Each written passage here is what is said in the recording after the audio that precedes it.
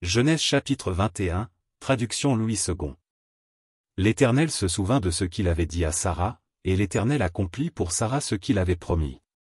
Sarah devint enceinte, et elle enfanta un fils à Abraham dans sa vieillesse, au temps fixé dont Dieu lui avait parlé. Abraham donna le nom d'Isaac au fils qui lui était né, que Sarah lui avait enfanté. Abraham circoncit son fils Isaac, âgé de 8 jours, comme Dieu le lui avait ordonné. Abraham était âgé de 100 ans, à la naissance d'Isaac, son fils. Et Sarah dit, Dieu m'a fait d'un sujet de rire, quiconque l'apprendra rira de moi. Elle ajouta, qui aurait dit à Abraham, Sarah allaitera des enfants? Cependant je lui ai enfanté un fils dans sa vieillesse.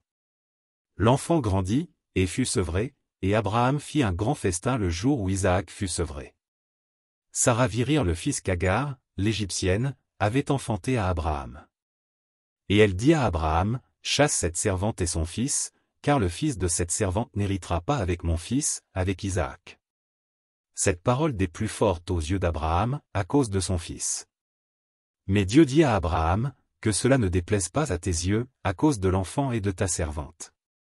Accorde à Sarah tout ce qu'elle te demandera, car c'est d'Isaac que sortira une postérité qui te sera propre.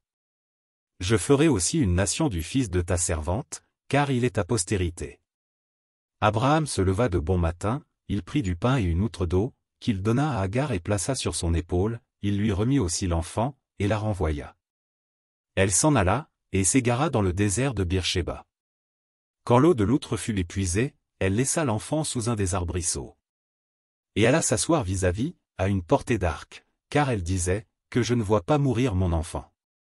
Elle s'assit donc vis-à-vis de lui, et éleva la voix et pleura. Dieu entendit la voix de l'enfant, et l'ange de Dieu appela du ciel Agar, et lui dit, que as-tu, Agar? Ne crains point, car Dieu a entendu la voix de l'enfant dans le lieu où il est. Lève-toi, prends l'enfant, saisis-le de ta main, car je ferai de lui une grande nation. Et Dieu lui ouvrit les yeux, et elle vit un puits d'eau, elle alla remplir d'eau l'outre, et donna à boire à l'enfant. Dieu fut avec l'enfant, qui grandit, habita dans le désert, et devint tireur d'arc. Il habita dans le désert de Paran, et sa mère lui prit une femme du pays d'Égypte. En ce temps-là, Abimélec, accompagné de Picol, chef de son armée, parla ainsi à Abraham, Dieu est avec toi dans tout ce que tu fais. Jure-moi maintenant ici, par le nom de Dieu, que tu ne tromperas ni moi, ni mes enfants, ni mes petits-enfants, et que tu auras pour moi et le pays où tu séjournes la même bienveillance que j'ai eue pour toi. Abraham dit, je le jurerai. Mais Abraham fit des reproches à Abimélec, au sujet d'un puits d'eau, dont s'étaient emparés de force les serviteurs d'Abimélec. Abimélec répondit, j'ignore qui a fait cette chose-là, tu ne m'en as point informé, et moi, je ne l'apprends qu'aujourd'hui.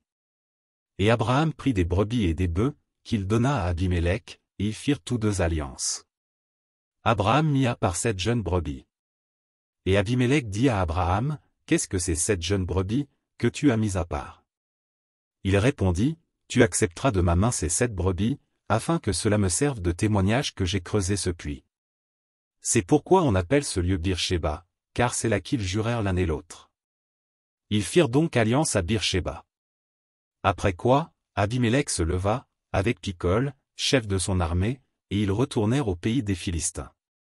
Abraham planta des tamarisques à Beer-Shéba, et là il invoqua le nom de l'Éternel, Dieu de l'éternité.